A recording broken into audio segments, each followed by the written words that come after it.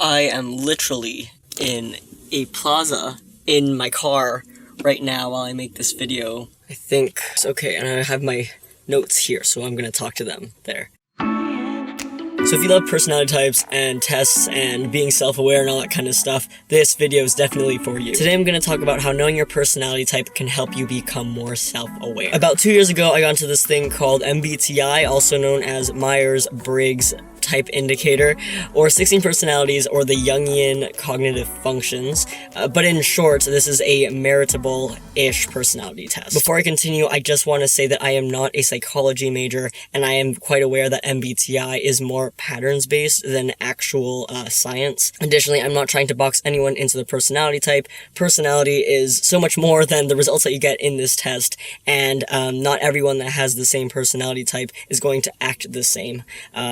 Also, this video is not sponsored. Okay, disclaimer done. If you do want to take this free test, go to 16personalities.com, and my recommendations for this are 1. Do it alone, 2.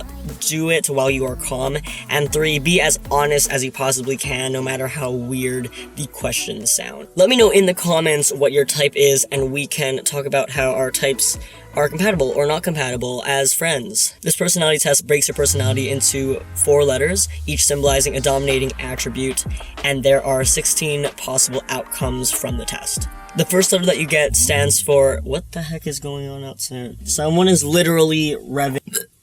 The first letter stands for extrovert or introvert. This states where you get your energy from, people or being alone. The second letter stands for sensory/observant or intuition. This states whether you go about your life more in the present moment and more keen on your 5 senses, or if you are someone who lives more in the future or the past, and you're more of a daydreamer type. The third letter stands for feeling or thinking. This states what drives your actions the most, emotions or your logic. You're alive.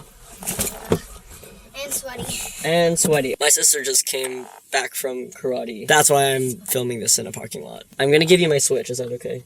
The fourth letter stands for perceiving or judging. This states whether you are someone who is more free-flowing in nature and just like improvises, or if you are more structured and scheduled. So I'm an ENFP, meaning that I am extroverted, which means that I get most of my energy from other people. I'm intuitive, which means that I am more of the daydreamer type, and I live more in the past or the present. Yeah, the past or the present.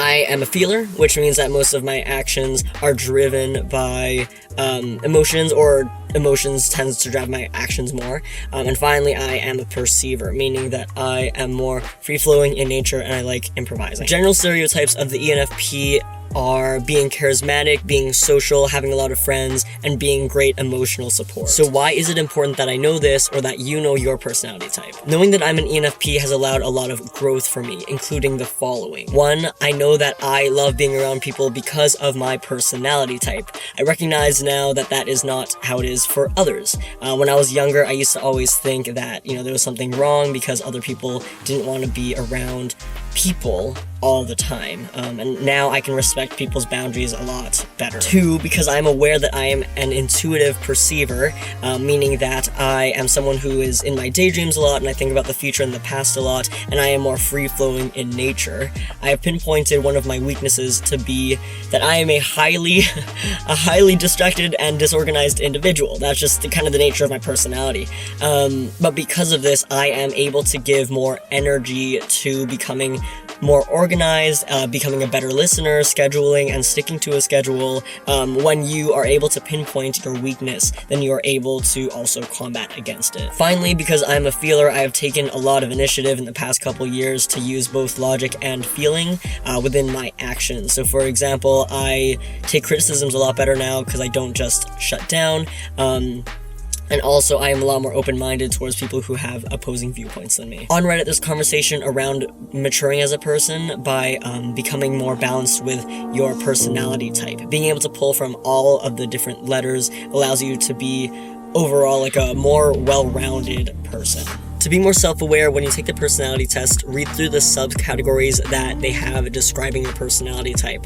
See what resonates with you and see if there is anything within yourself. Reflect if there is something that you could work on, like a weakness or something you can improve on. Knowing yourself and your strengths and your weaknesses allows you to be a more self-aware person, and also allows you to interact with others better too. Let me know down below what type you are and if there's a certain trait that resonates with you, and we can have a conversation down there if y'all end up commenting. I make videos every Thursday about self-betterment and the LGBTQ community, so hit that subscribe button, hit that like button if you want to see more.